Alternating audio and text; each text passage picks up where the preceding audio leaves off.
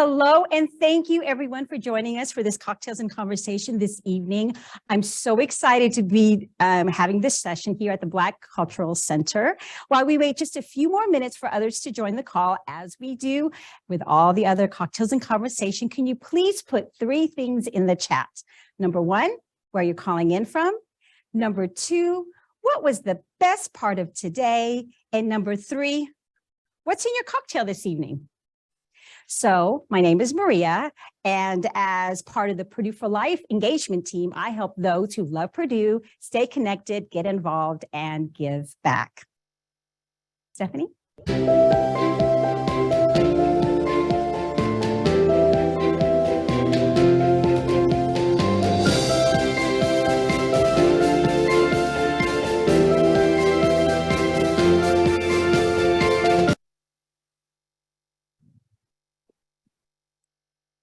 Hey, thank you for that.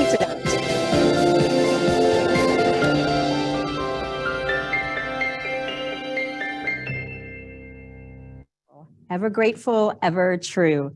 So now it's time to introduce our guest speaker for this evening. So Dr. Edwards holds a Bachelor's of Science degree from the Purdue College of Health and Human Sciences in the Hospitality and Tourism Management program. She also holds a master's degree in Business Administration from Valparaiso University and a doctorate in Educational Psychology from Northern Illinois University. See, this is her favorite song. In her role at Northern Illinois University, she provided leadership and strategic direction and executed various programs focused on the African American experience. Now, fun facts about Dr. Edwards. She's a proud graduate of Gary Westside High School. She played golf and tennis in high school. She has a 12-year-old mini schnauzer named Fluffy. She's an avid reader. Last year alone, she read 40 books, everyone, from Black women authors. She's a makeup enthusiast. She's a proud active member of Delta Sigma Theta sorority, and she loves Zumba. She's my type of woman. Tonight, Dr. Edwards will talk about Black cultural centers as spaces of belonging. Let's please welcome Dr. Anne Marie Edwards to Cocktails and Conversation. Thank you, Dr. Edwards. Thank you for having me. Thank you for having me. You're welcome. Thank you so much for attending. Please have a seat. Okay. Thank you. So, why did we play that song? Why did you choose that song? That's a great question. So somewhere along the line, I heard that song and I was like, I don't know what it is. It's like the bells, the song.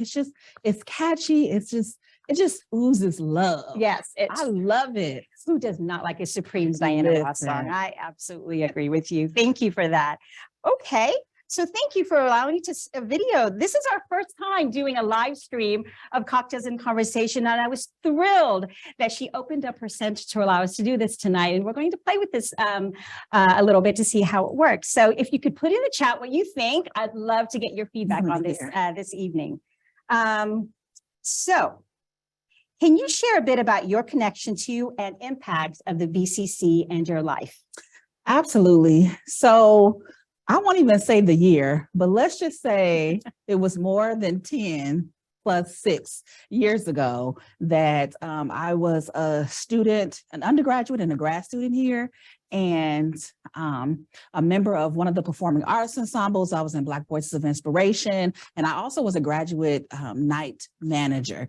And just being in the space, it was such, I felt such a connection, like it strengthened the connection. I studied here, I danced here. I mean, just hung out with my friends. It was a hub for me. And so it really was a stronghold for my belonging as a student.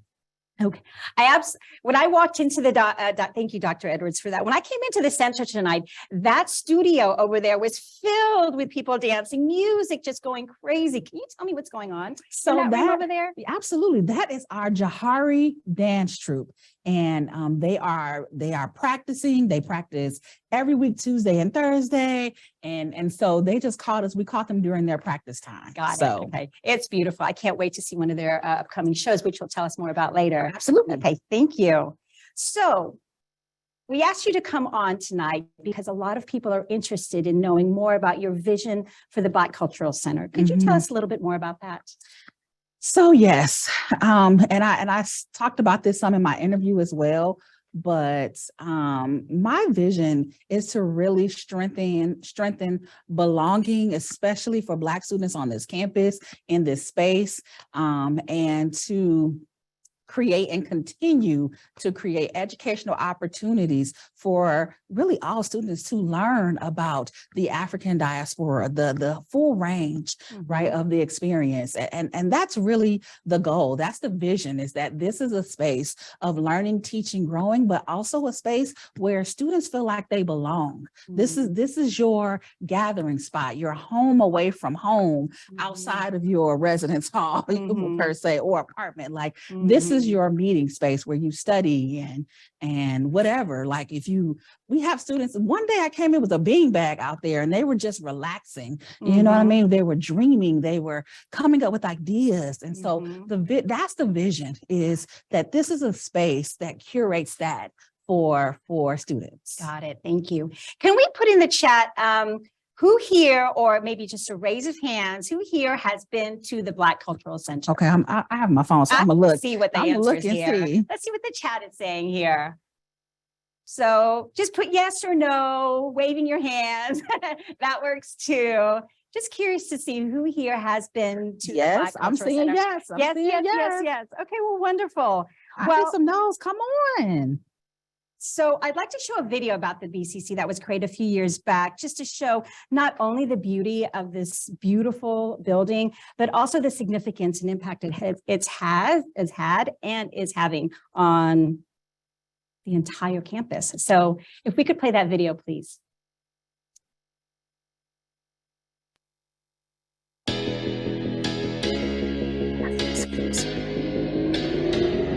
Founded in a period of Black student activism in the late 1960s, the Black Cultural Center is the most senior of the campus's cultural centers. The first on campus to be designed by an African-American architectural firm, this 18,000 square foot facility, built in 1999, emulates the layout of a traditional African village with a grand circle at the building center. The spirit and richness of the African-American culture can be seen in the artwork, artifacts, and even the receptionist desk on the first floor. It's actually shaped in the design of the hull of a ship, and the ship has significant historical context for African Americans in that many enslaved Africans were transported from West Africa to the United States in the hull of a ship. One of our hallmark programs is what I call the heartbeat of the Black Cultural Center, which is our performing arts ensembles. The ensemble groups rehearse and perform in the Antonio and Betty Zamora studio on the first floor. Also on the first floor are a formal lounge and an exhibit hall, which often features student-created work. On the second floor, you'll find an expansive library with over 7,000 books, a large study space, and a university-supported computer lab. For over 50 years, the Black Cultural Center has provided a sense of belonging. We promote academic excellence, cultural pride, and a feeling of home for many students. The center has strengthened the understanding of the African American heritage for the entire campus. We invite all of the Purdue community to visit the BCC.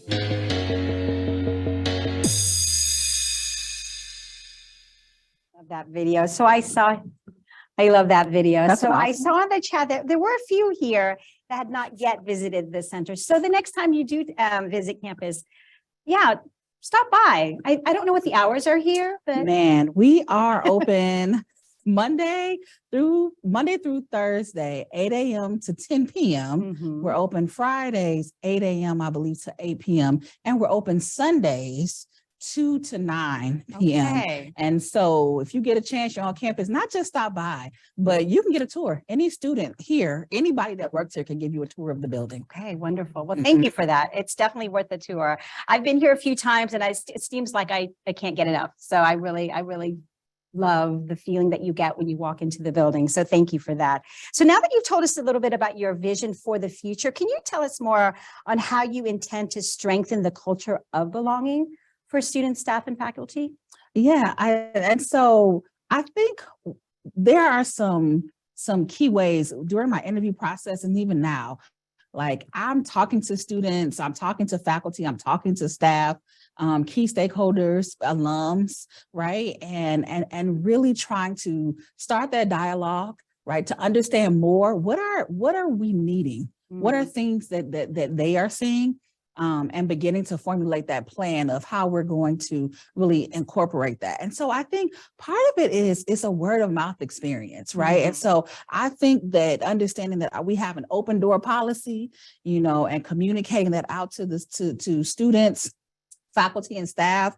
Last week, the students hosted an event and it was a packed out house. So having those opportunities in the space really start the groundswell that builds that sense of belonging, where students know this is the place that I can go. I can go during classes. People, they might pass through and they're like, oh, okay, this is a nice place to study, right? And so those are things. It's a student lounge. We have students that just stop in and nap. Right. And so I think that begins to build that sense of belonging, because they know that you're there for them. I had a student stop by today and say to me, I just needed to come in. I just needed to see someone today. I needed to tell someone what was going on in my day. And then they were off to class. Sometimes that's all it is. That's all it takes. Yes. Just someone to have those ears open. Correct. Thank you. Well, thank you for that. It'd be interesting to come back a year from now and see how your vision has started to Make some shape. Yep, exactly. Come back. You are welcome. Well, thank you. Thank you. Thank you for that. Okay, since this is a Purdue Women's Network event, we need to ask some women in power questions. Yes. So could you talk to us about any struggles you might have experienced as a woman throughout your career? That is a great question. And so prior to coming back into higher ed, I definitely spent time. I worked in a corporate setting, and it was tough. It was a very male-dominated industry, and there were certainly barriers, whether it was pay, finding out I wasn't getting paid, an equal amount, whether it was workload and responsibilities, whether it was things like at one point in time, I cared for family members, my little niece and my nephew, and, being a working full-time auntie is hard. It was rough. And I think those were some of the struggles that I had earlier on in my career, most definitely. And really just, getting people to understand that I had a vision for my career, right? But it wasn't necessarily the vision that other people have for my career, right? And so in some ways they would try to pigeonhole me or stall me into a space. So it was undoing some of those things. Yes. Yeah, you didn't want to be pigeonholed in a particular path. I did not. Nope. Going your own path. Yes. So please put in the chat questions that you might have for Dr. Edwards, and we'll make sure to try to get those towards the end as we go along with these cocktails and conversations. So thank you for that answer. So who inspired you to be a leader that you are today, and how? I will say that there are so many people that inspired me along the way. One person that I totally always give credit to is my grandmother. She lived to be 101 and actually passed away a couple years ago. But she was really one of the first examples that I saw of a leader, and she was leading in church, in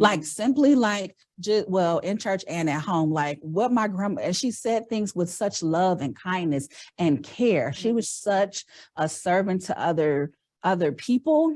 And my grandmother was blind her entire life, basically, and raised 3 children, 4 children, and know how many aunts and uncles you have, right? And so just seeing that was my first. And then I think everywhere along my journey, I have had key people, whether it was people from the hospitality program here, faculty, staff, people in health and human sciences that were really critical. Each step along my journey, there was someone there to provide that leadership. And so now I spend a lot of time talking to my aunt about her career and what that was and how to navigate different situations and circumstances. And, so that's where I get a lot of my leadership lessons from. And this might be a little bit, but, I definitely take leadership lessons from the Bible, because there's a lot there. And so I do take some from there as well. Absolutely. Absolutely. So ladies, feel free to put in the chat who has been your inspiration in your life. Yeah, I'd love to share that as well. Yeah, let's see what they say too. So as they type in who has been your inspiration in your life, we'll go ahead and go with the next question is, why aren't there more female leaders? Whew, you know what? That's a stacked question. I think some of it is the work world, and some of it is, quite honestly, it's us, right? I think there are times when we have more extreme imposter syndrome than other folks, right? And we don't think that perhaps we can do it, and then let one person tell us we can't, then we believe it, right? It's like I think, my philosophy is, you can really do anything you want to do, as if you put your mind to it and you put your work, you put that work in. But just know that there are going to be obstacles along the way. So I think that there are many hurdles. There are not, the glass ceilings are not invisible.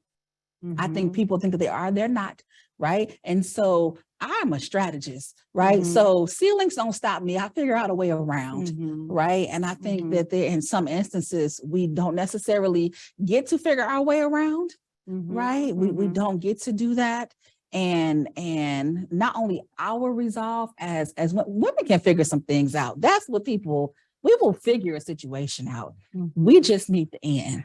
We just need the chance, right? And I'm a career changer. I was in hospitality, and then I changed to higher education, to career counselor. That's a hard change, right? And so I think that oftentimes we have to help people to buy into the vision of us. I like that. Yes. And one thing that I have said before in an interview is that the one thing that I did learn at Purdue is how to pivot. I learned the power of what it meant to pivot and the timing of that pivot. And I think that once you get that lesson and that message, that it is so powerful it can be a powerful tool in your career class. I like that. I like that. So let's go back in the chat. Okay, it looks like some women have said their mother, grandmother. I love it. Yes. Jennifer says her father. And then Darlene, my mother, she showed that you needed to be self-sufficient, confident, and able to get things done. Oh, I like that. So Sarah Sanders is asking, what prompted your pivot, and what are some signs? Thank you, Sam. That's a great question. Thank you, Sarah. So I was definitely working at the time. I was working 18-hour days. My niece was 3.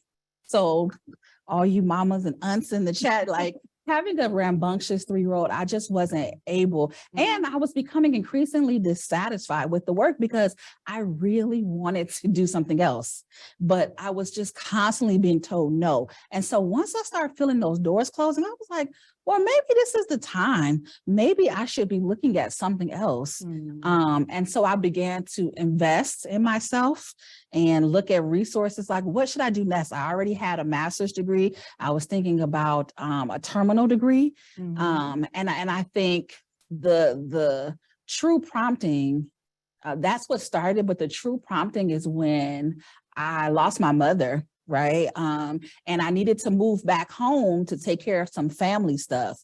And it was in that moment when I realized and understood that there are things that are important in life. Family is important to me. And I think career became just as important because I started to connect that purpose and what we do in our lives is so much of what we pour our passion into. And so that started my wheels to turning. And I think some signs of it's time to pivot is what is that internal feeling? You hear that voice saying, okay, it's time to move. It's time to move. And it is actually, it's like jumping. I'm not a skydiver. That's not the thing that I want to do. You don't want to do that? I don't want to do that. Okay. But it is jumping and taking that risk. It's hearing that inner voice that's saying to you, something's not right. I don't feel comfortable. Or I look at these doors closing, and then it's time to pivot. It's time to think, what's next? Okay. Well, there you go, Sarah. Hopefully that answered your question. I think that was Sarah. Yep. There you go, Sarah. That was your answers. Oh, so it's Sharon. Is that Sharon? Okay. It came and said my third grade teacher. Yes. Great. Leanne, I'll come back to your question in a bit. Yep. Because we're going to be asking more BCC questions, but thank you for that, Leanne. Okay. Talk to us about sisterhood. Ooh, sisterhood. So I learned sisterhood very young. I am the youngest. She would say I'm the little sister. I use the word youngest because language matters. I am the youngest of two.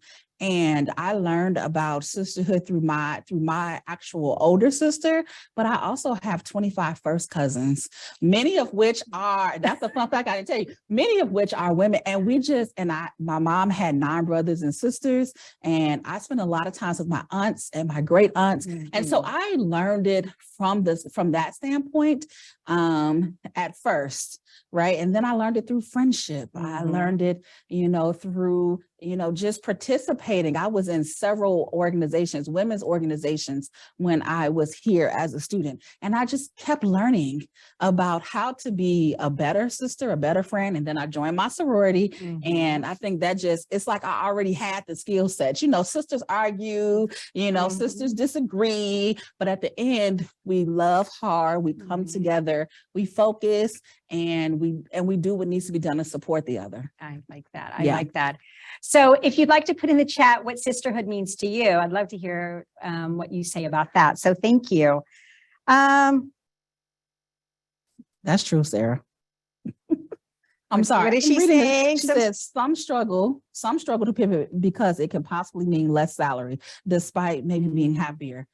Can I say like 30 seconds or something on that? Sure, go for it. Listen, let me just say, I absolutely took a huge pay cut, right? When I decided that I wanted to come back into higher ed, because here I am with an MBA, right? I have the degree that is like the money-making degree. And I'm like, I want to help students in their career, right? But I knew that it was only going to be temporary because I knew my hustle. I knew that I was going to be able to parlay that into an increased salary. And I have. I have increased by staying the course, honing my skills. But sometimes, that's the risk. Sometimes you have to take that jump and know that it's going to be okay, because your happiness is going to match your paycheck eventually.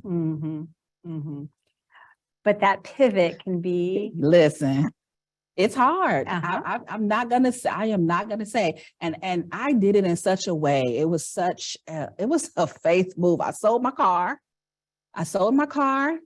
and I said, okay, I want to be a career counselor. Until I get a job that's a career counseling position, I'm not going to take anything else. I'm not going to entertain anything else. And I didn't. And I was able to do that. I slept on a friend's couch.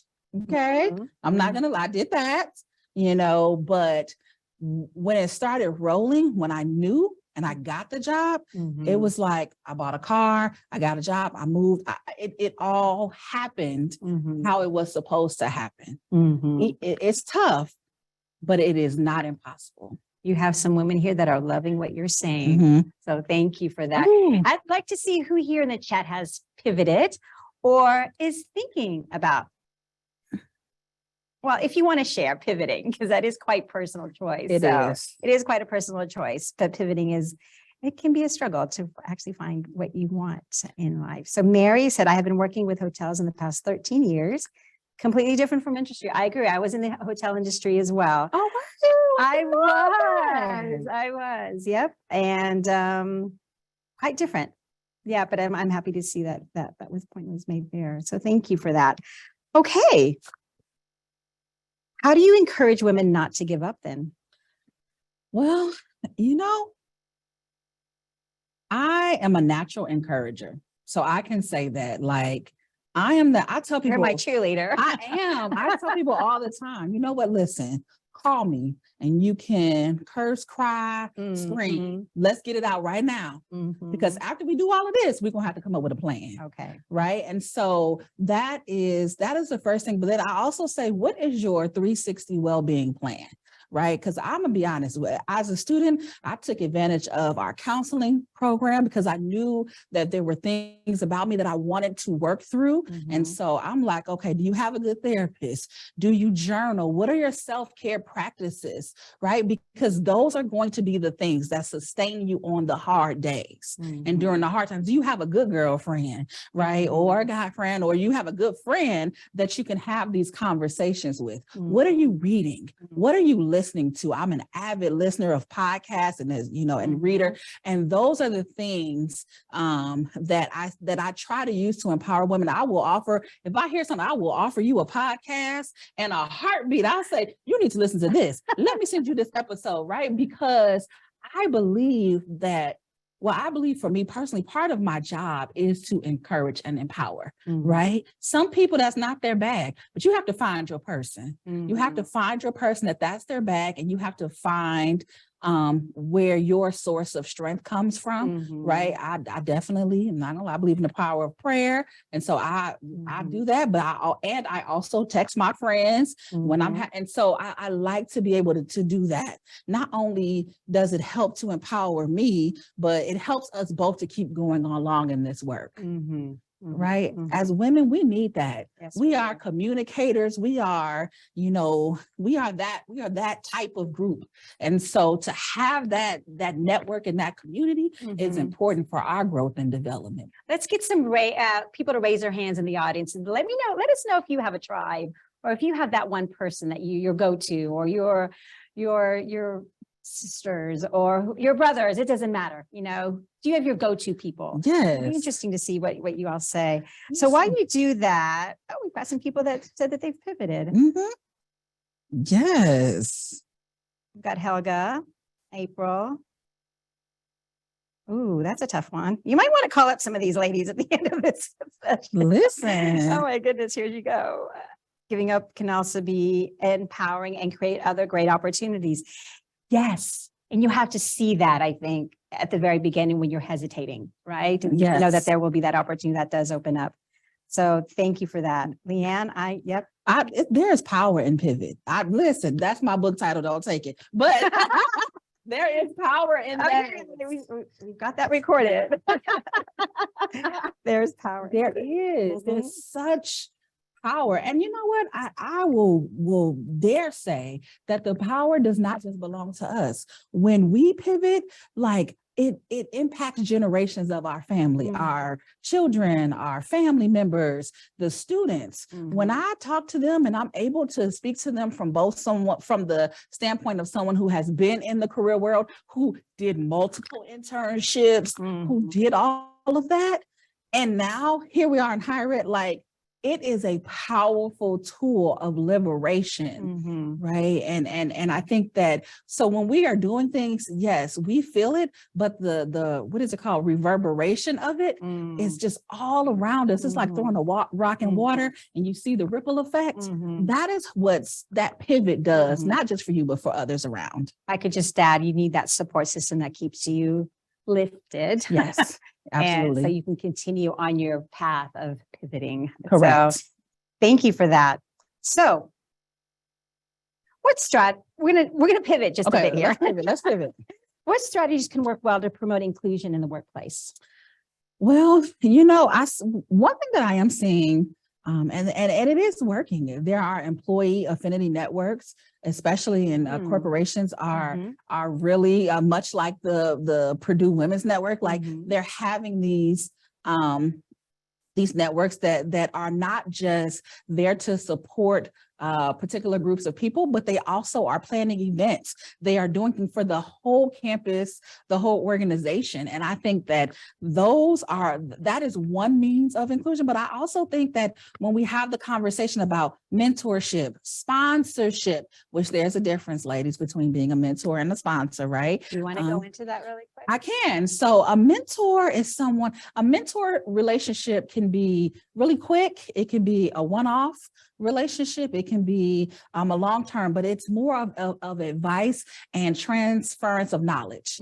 Sponsorship is that person's going to help you open the door. They're going to speak for you when nobody's in the room, right? They are going to say, you know what? I know a person, and I'll give you an example. So before I actually pivoted into higher ed, there was Teresa Eloff, who's retired out of Health and Human Sciences. She called me one day and she said, Ann, I have this position that we are thinking about, and I think that you would be perfect. And so that started my career in higher education because someone thought of me because they thought of my skills.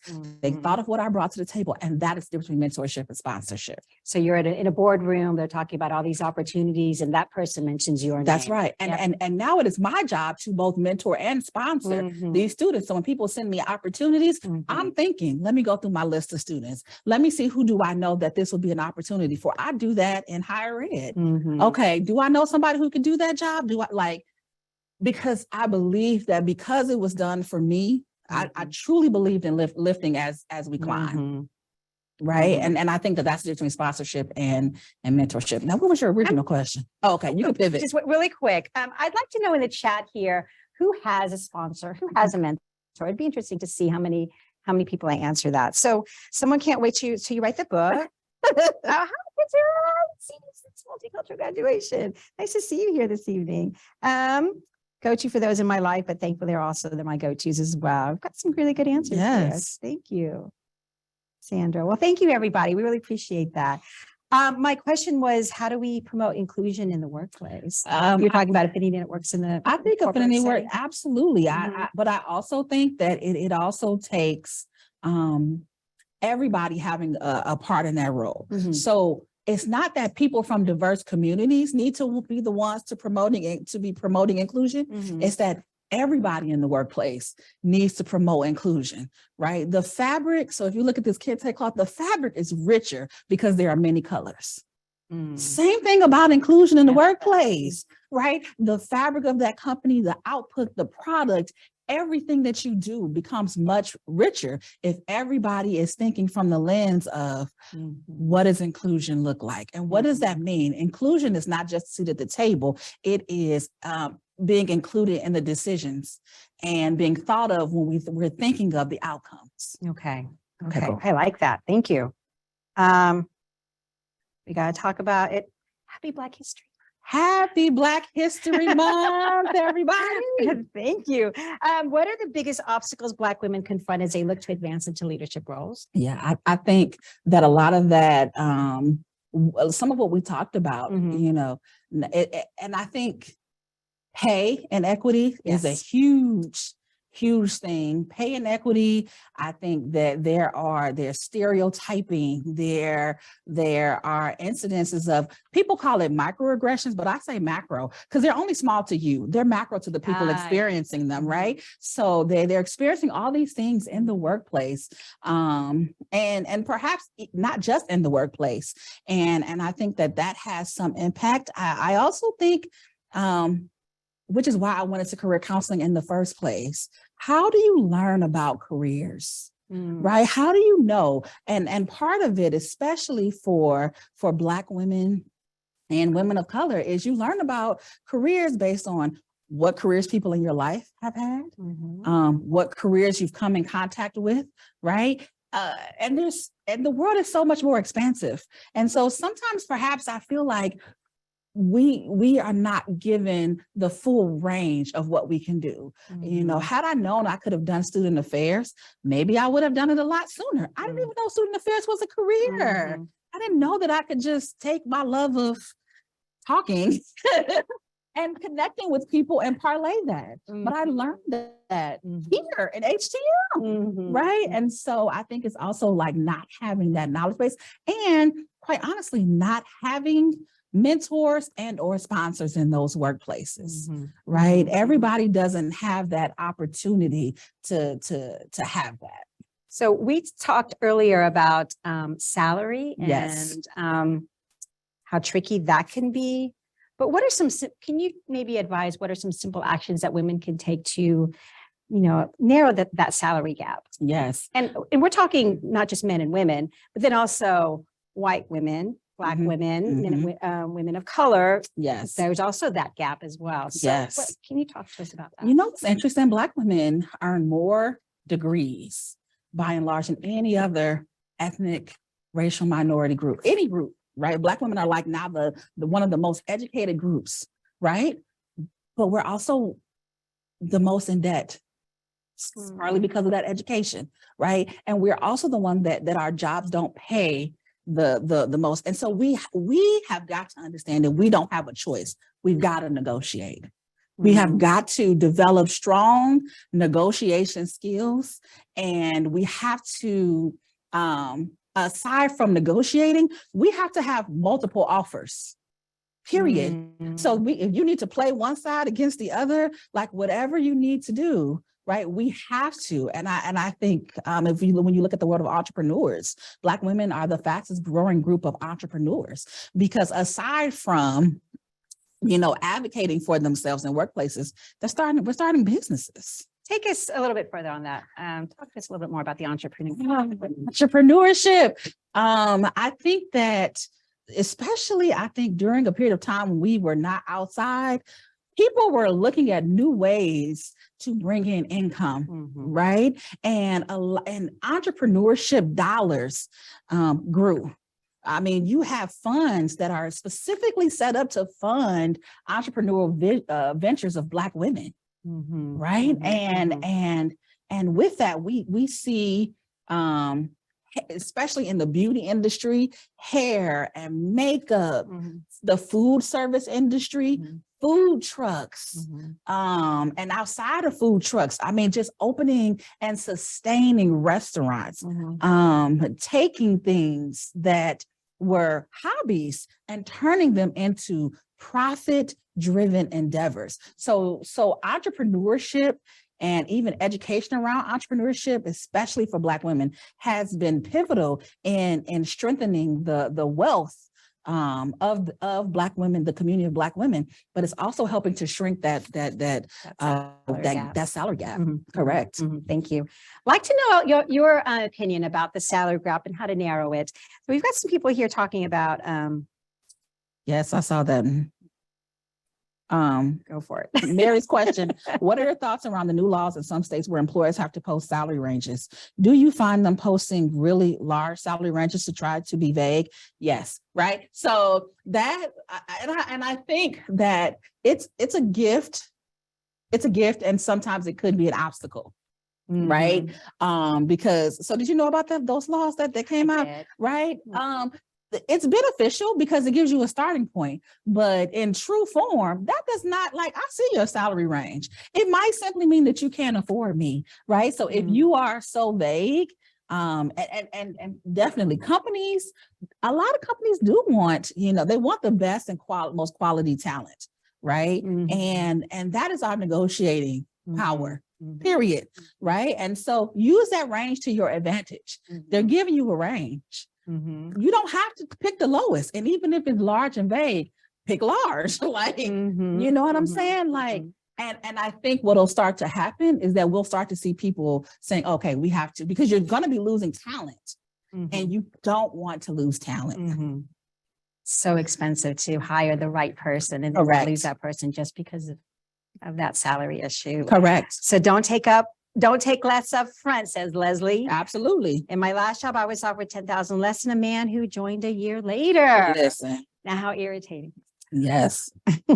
Negotiation skills are critical, important. And I believe, I believe that there's courses here on campus that teaches that, but I think that should be a life skill in general, how to do that. I'm a salary negotiation coach. I'd like to have you on here. Listen, look, right? And let me tell you, I listen to podcasts. There's a podcast called Brown Ambition. That's a personal finance podcast. One of the co-hosts is also a negotiation and career expert. We have to begin to have these conversations, right? Because other people are having them in other rooms and we're missing out. We're missing out on money that should be ours. just because. Just because we don't want to rock the boat, Mhm. or they're offering us something, or this is the one. This is the perfect job. I've always wanted it. I don't care if it's the job that you've been waiting your whole life for. Still negotiate. Mhm. Still negotiate. You Mhm. cannot get out of doing that. You negotiate for something. We're talking about your self-worth. Yes. And all that. You good just about stuff. your time, your Mhm. energy, your effort, your knowledge, Mhm. what you're going to bring to that space, your Mhm. effort, your Mhm. ideas, Mhm. right? Mhm. And so you should negotiate. Mhm. And negotiation is not always money. Sometimes it's time. Mhm. Some people negotiate to work from home. Mhm. Some people, they negotiate childcare. Do you have a childcare facility? Mhm. You can negotiate pretty much anything. everything. Yep, Absolutely. Yep. And we should get that in writing too. And get it right. Get it Because if in it's not in writing. writing, it's not really a negotiation. No, That's I a don't think so. conversation. No, they can renege on that. We're gonna Yes, they can. Have you had conversations at work about the specific experiences of Black women? Absolutely. My entire career, I have. I will say I'm 30 days in here, but I will say 30 days. in 30 days in my probably 13, 14 year plus career in Mhm. higher ed, I spent a lot of time talking to other Black women and just kind of, I call it holding court Mhm. about the different situations that we have faced in that workplace, in our workplaces. So that's a conversation. And it's generally one that's just kind of like had amongst the people that you trust, Mhm. that trusted friend group. Mhm. But absolutely. Absolutely. It needs to be Yes. done. Mhm. Yes. So talk to us about allyship in the workplace then. Ooh, allyship. Listen, I think the best way to be an ally is to begin the conversation of what that person needs, right? I think sometimes people come in and they say, oh, let me help you with this, but I don't need your help with that, right? There may be something that I really do need your help with. So let me tell you how you can be an ally to me. Ask me first, right? Because otherwise you can't assume that you're an ally. You could be an antagonist, and I would rather you have you on the ally side of things. But I think that also comes with creating community and being in community with one another, especially in workplaces. I think any and all workplaces, you should really build that community so that when it's time, not only do I want you to be an ally for me, but I want to be an ally for you. I want to be able to speak up on your behalf, because character is what happens when people say about you when you're not in the room, right? And I want to be able to say, no, that's not true. Listen, this is what I want to be able to, I want to be able to be that ally. And I think it's critical to have allyship in the workplace. I'm sorry, I don't even understand. Thank you for that. Okay. I'd be interested to hear in the audience to hear what allyship looks like in your workplace. If you could share that, that would be great. And so while you do that, Mary said she negotiated vacation time. That's interesting. That's great. Now that's good. Yep. And don't take what you are currently making as a point to start with, everyone. Hope we're all reading the chat group. Some people here, everyone's providing some really good advice here. Okay. And, I thought someone else, supporting challenges. I love that. Okay. We talked a bit about mentorship already. And then I think, can you talk to us about different types of mentorships that you have throughout your life? I different types of mentorship. I guess I would say I've had, in my career, I've had academic mentors, right? Those who help me navigate academic challenges, whether it be my chairs or different faculty members. They were my mentors and my sponsors in rooms for me, championing me throughout my life. I think I've had, I would say, a situational mentor, right? Someone for just that one piece to say, hey, let me offer you this piece of advice as you navigate this water. Okay. Okay. I like that. I have long-term mentors, right? Some people who, when I have a question, that's who I'm going to call. Those are my go-tos first and foremost. Those are the ones I send my Christmas cards to, you know, and those are the ones that I trust and value their opinion and feedback. Okay. Well, thank you for that. And do you want to talk a little bit about the mentorship program that we're about to embark on here with PBAO? So yeah, I think that it is so critical for alumni to reconnect with students, right? They need to see that it's an end to this rainbow, right? But I think that even more, they need the critical connection and feedback from others who have walked this path with them. And I think this mentorship program that PBAO will be helping with will impact students, right? Just connecting them with someone. And I know we're still working out the details of what that looks like, but it is just the students. Students are saying that they want that connection. They want to be able to talk to someone about career, right? They need to talk about negotiating. You know, they need to have these conversations, someone to say, hey, look, this is what I went through. Let me help you so you don't have to have that pitfall. You might have your own, but it won't be that one.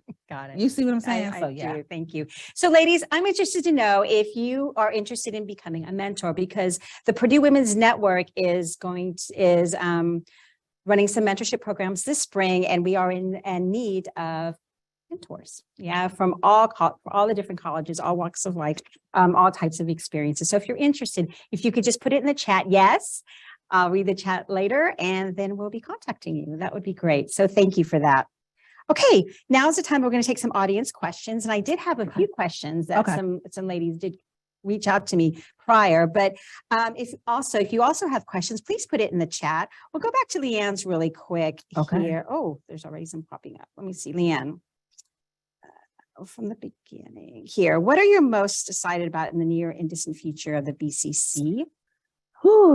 Well, you know, as the video said, one of our staples are our performing arts ensembles.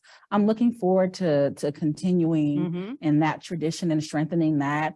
I am looking forward to see what things I can add to that mix. I think I realized pretty quickly that I love cultural center work. I love what I do. So I'm looking forward to being able to connect and communicate with fellow student Boilermakers, right?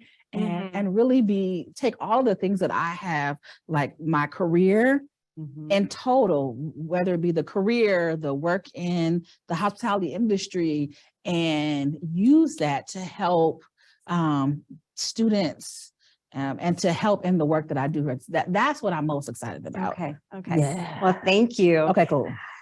This was a little bit deeper. What thoughts and emotions have campus insensitivities? What kind of feelings have that brought up in you? You know, knowing that, and I've spent all of my career at predominantly white or historically white institutions, and I think that they're hard. It's a real hard thing. My overall experience as a Boilermaker has been, awesome, but it has not been without some of those same insensitivities. And I would say that some of those things I'm still hearing about. So that's a sad part about it. That's sad. At the same time, because I have had those experiences, I am able to really talk to students and help them navigate those challenges that pop up and really, this is a testing ground for life.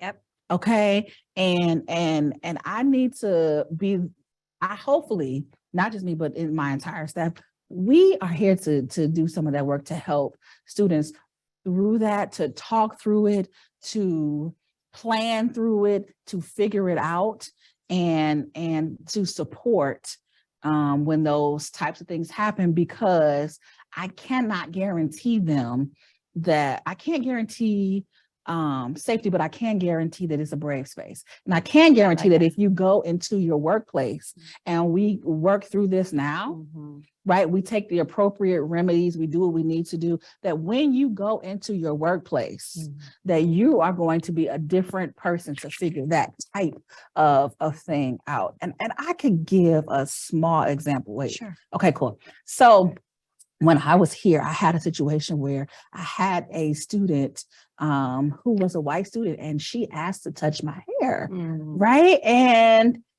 first of all, one of the things that I learned from like a little child was my mom would say, don't let anybody put their hands in your hair. So that's number one, don't touch my hair.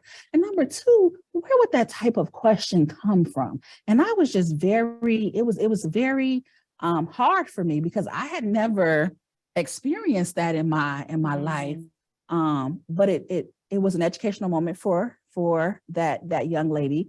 But it was also an educational moment for me.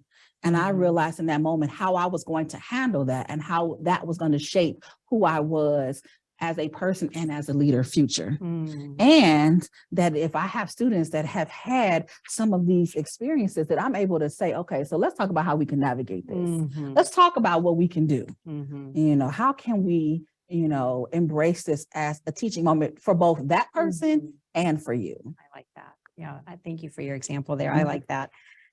So what support mechanisms are in place to support students, faculty, and staff physically, mentally, emotionally, academically? Yeah.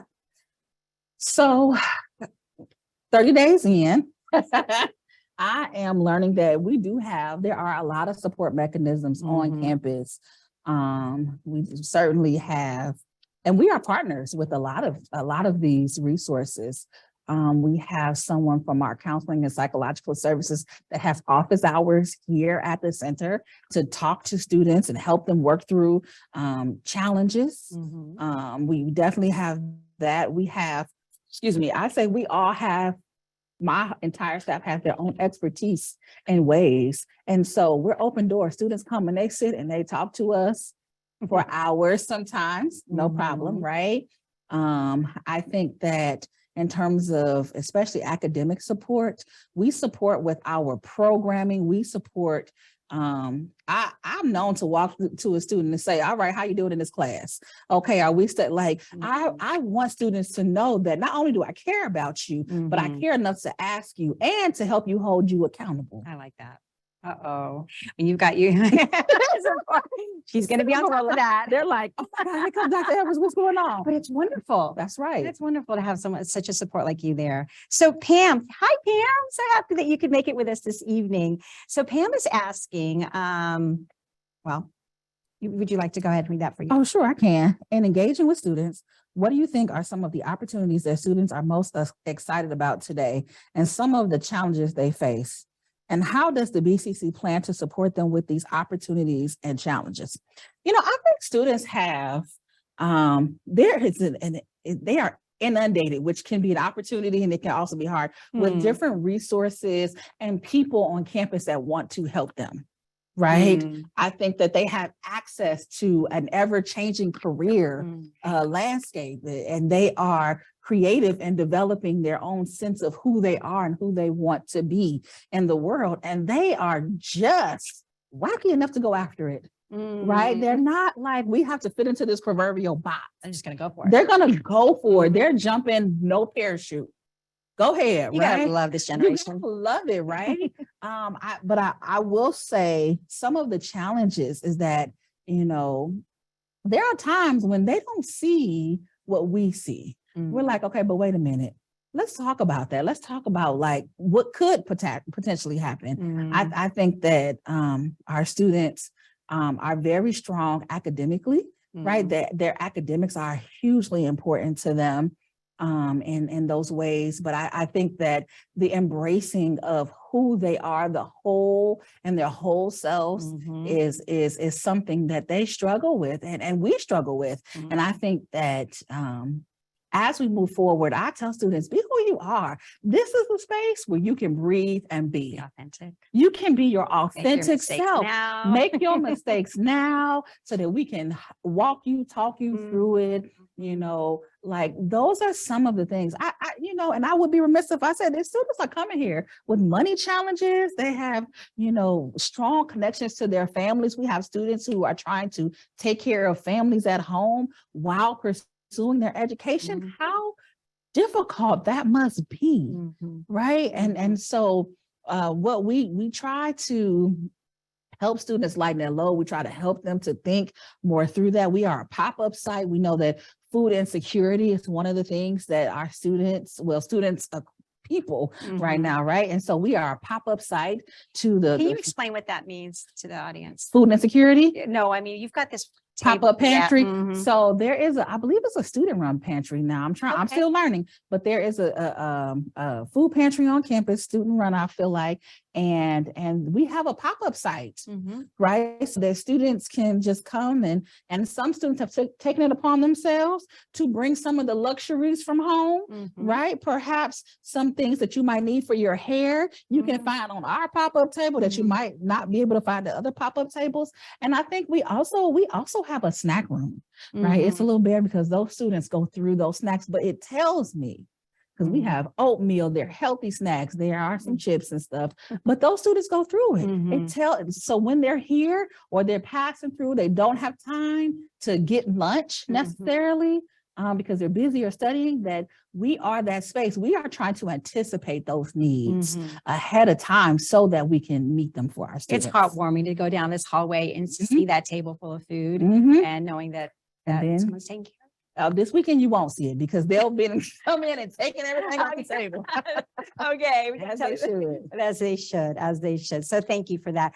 We are at 3 minutes until I know it's going by so fast. So I like to end this on a happy, fun note. So ladies, get ready. If you want to be part of our lightning round, I'm going to ask some fun questions. You've got about you got to just kind of 1 second each. Okay. So ladies might want to help her out, or if you'd like to answer the questions yourselves, go for it. But here we go. We ready?